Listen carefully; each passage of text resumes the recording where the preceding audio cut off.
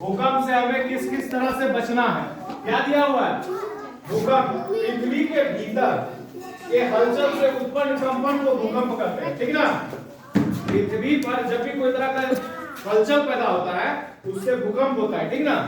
भूकंप से हम लोग को किस तरह से बचना चाहिए? भूकंप से बचने के हमारे पास बहुत से तरीके होते हैं, जिसमें दिया हुआ है कि भवन निर्माण में सतर्कता की जरूरत होती है। जब भी हम किसी भवन का निर्माण करते हैं तो सबसे पहले क्या करते हैं? भूकंप रोधी भवन का निर्माण करते हैं, ठीक ना। भूकंप रोधी भवन का निर्माण करने से क्या तात्पर्य, क्या मतलब है? जब भी हम किसी घर को बनाएंगे तो उसका फाउंडेशन जो जमीन होता है, नींव क्या कहते हैं, जमीन नींव, उसको हम लोग भूकंप रोधी बनवाना चाहते हैं, हमको बनवाना है, ठीक ना। क्या करना है? उसमें जो दिया जाता है मटेरियल, जो दिया जाता है उसमें सामग्री, क्या छड़, जो भी चीज है वो सब भूकंप रोधी चीज होता है। भूकंप रोधी वस्तु का इस्तेमाल करना चाहिए भवन के निर्माण में, ताकि जब भी भूकंप आए तो हमारा भवन सुरक्षित रहे, भवन को किसी तरह का नुकसान ना हो। इसीलिए जब भी हम लोग भवन का निर्माण कराएंगे तो भवन कैसा होना चाहिए? भूकंप रोधी, ठीक ना। देखती होगी भूकंप जो रोधी भवन में जब किसी छत के ऊपर एक लोहा का बना हुआ रहता है, देखती हो, वो जो वज्रपात का एक दिया रहता है कि इससे वज्रपात अगर गिरे तो छत पर ना गिरे, छत के साइड में गिरे, हमारे भवन के साइड में, बीच में ना गिरने के लिए, ठीक ना। उसके बाद दूसरा क्या है? योजनाबद्ध तरीके से निर्माण। अभी बताए योजनाबद्ध क्या होता है? योजनाबद्ध तरीके, किसी भी काम को करने के लिए हमको योजना का जरूरत होता है, ठीक ना। योजना का जरूरत होता है। अब योजना क्या है? तो भूकंप से बचने के लिए हमारे पास अनेक तरह की योजना है, ठीक ना। अब जैसे मैडम बताई कि अगर भूकंप आता है, हम घर में रहेंगे, तो घर में रहेंगे तो सबसे पहले क्या करेंगे? किसी भी मजबूत चीज को देखेंगे, जिस तरह से एक टेबल होता है ना, टेबल मजबूत होता है, उसके आराम से अंदर घुस जाएंगे, ठीक ना।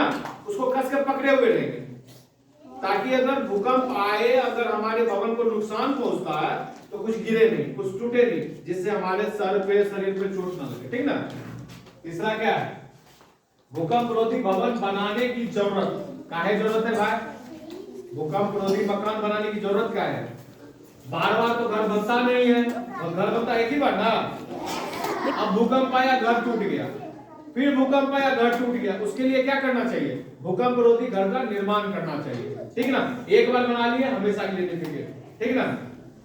चौथा क्या है? जापान से सीख लेने की जरूरत। जापान एक ऐसा देश है, समझ गया, जापान एक ऐसा देश है जिसमें अभी कुछ महीने पहले आया था सुनामी आया, तो समुद्र के सारे पानी, टापू वाला देश है जो जापान, जो है एक टापू है, जैसे पूरा का पूरा समुद्र है, बीच में एक टापू है, निकला हुआ, उगा हुआ जगह, ठीक ना। उसी पे उस शहर बसा हुआ है। समुद्र की जब लहर जब उठती है तो उस टापू को डुबाने का कोशिश करता है, उसी को सुनामी कहते हैं, ठीक ना। तो सुनामी आने पर शहर को क्षति पहुंच जाती है, जैसे कि जापान।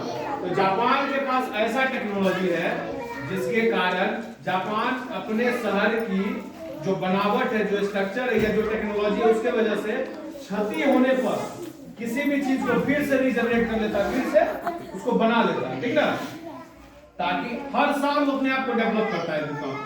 चौथा क्या है?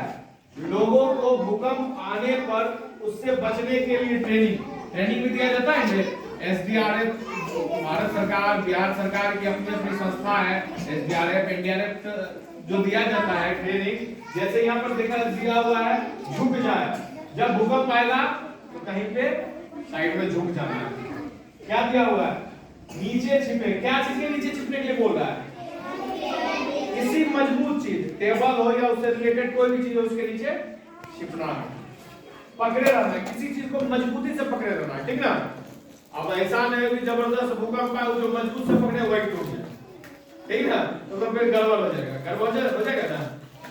तो भूकंप अगर ज्यादा हो गया तो कोई बात नहीं, लेकिन हल्का फुल्का भूकंप अभी जनरली आता है 6.2 7.2 से आता है रेशियो से। बिहार उसका केंद्र नहीं है, लेकिन बिहार के अगल बगल जो भी पहाड़ी क्षेत्र है, खास करके जो पहाड़ी इलाका है, जैसे प्रशांत महासागर का क्षेत्र है वहां पे हमेशा जलतर भूकंप होता है। जापान का, इंडोनेशिया का, भारत में भी कुछ जगह है, जैसे भारत में एक ज्वालामुखी का जगह है, क्या कहा जाए उसको, अंडमान निकोबार के जगह पे। तो भूकंप कहीं भी आ सकता है। जब प्लेट का इधर उधर घर्षण होता है तो भूकंप की उत्पत्ति होती है, ठीक ना। तो भूकंप से बचने के लिए पता चल गया ना क्या क्या चीज करना है, समझ में आ गया ना। अपने आप को कैसे सुरक्षित रखना है, अपने घर को कैसे बनाना है ताकि घर सुरक्षित रहे।